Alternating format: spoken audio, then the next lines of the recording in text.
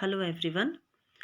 I am Priya Kulkarni, Government First Grade College, Chikbasur, Karnataka University, BA 6th Semester, Indian Economic Development 2, Unit 4, Foreign Trade of India, and today's session is regarding India's recent foreign trade policy measures.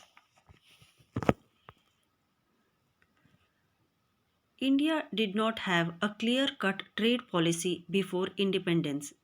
Though some type of import restriction was adopted since 1923 to protect the domestic industries against foreign competition, it was only after independence that a trade policy as a part of general economic policy of development was formulated by India.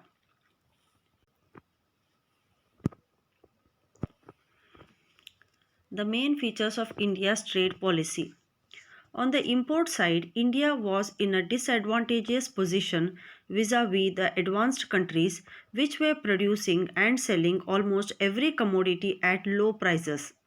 This meant that India could not develop any industry without protecting it from foreign competition and through a judicious use of import restriction in the form of import licensing or import quotas.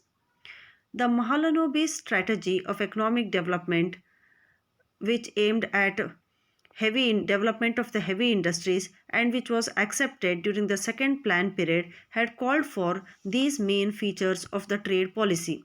Firstly, keeping to the minimum the import of non-essential consumer goods. Secondly, comprehensive control of various items of imports. Thirdly, liberal import of machinery, equipment, and industries based on economic growth. Fourthly, a favorable climate for the policy of import substitution.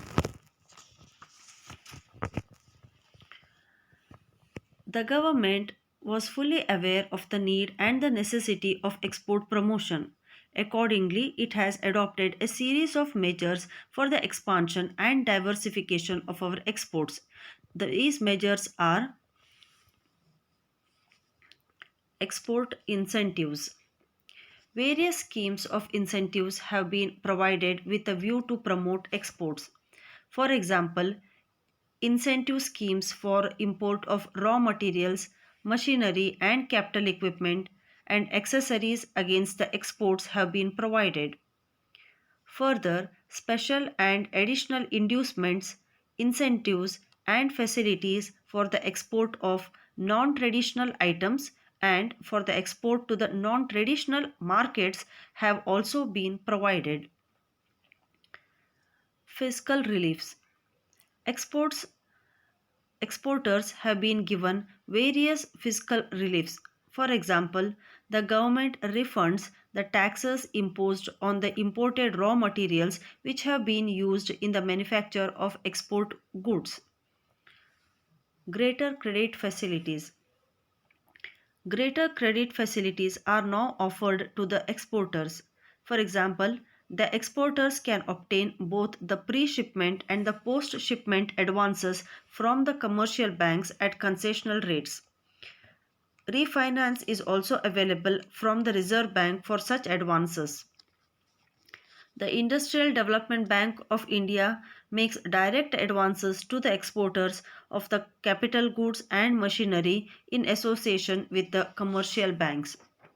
Further, the Export Credit and Guarantee Corporation has also been set up to ensure export risk and furnish guarantee to the banks which assist the exporters to secure liberal credit facilities and provide supplementary credit facilities for export promotion.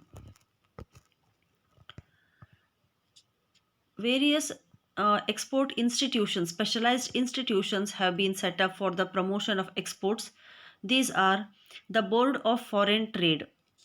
This was set up in 1962 to make a continuous review of export promotion policies in consultation with the trade and industry. Export Promotion Council. This has been set up for different commodities to serve foreign market, research in better and new use of the commodities, etc. Six commodity boards have been set up for tea, coffee, cardamom, rubber, coir, and silk for their production, development, and export of these respective commodities. Export houses. Specialized export houses in the export trade have been set up to issue certificates to those exporters who fulfill the minimum prescribed requirement in terms of their export performance during the last 3 years. Likewise, the State Trading Corporation of India Limited. This was set up to broaden and enlarge the scope of India's exports and to arrange for essential imports. The Minerals and Metals Trading Corporation. The Minerals and Metals Trading Corporation was set up to undertake the exports of mineral ores and concentrate on the imports of metals. Indian Institute of Foreign Trade. This was set up to undertake the work of development of training programs and organization of research and market surveys. Trade Development Authority. This authority has been entrusted with the task of inducing and organizing entrepreneurs, largely the small scale and the medium scale industries, for developing their individual export capabilities.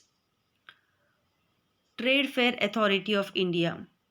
This was set up for the purpose of giving new orientation to the India's exports by participating in international fairs and exhibitions.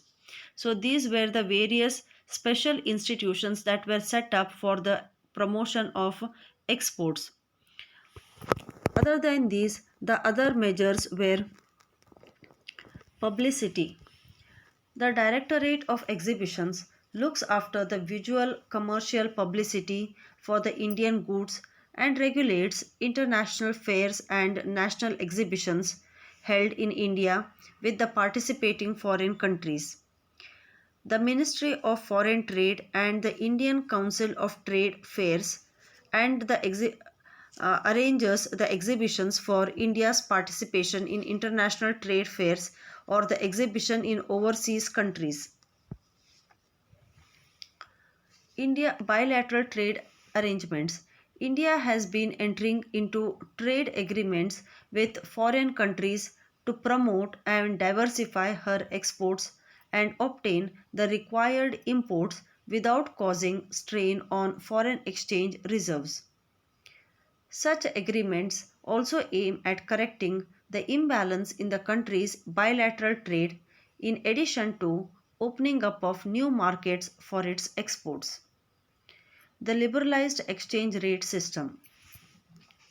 In 1992-93 budget, the government adopted the liberalized exchange rate mechanism system LERMS, which introduced partial convertibility of rupee.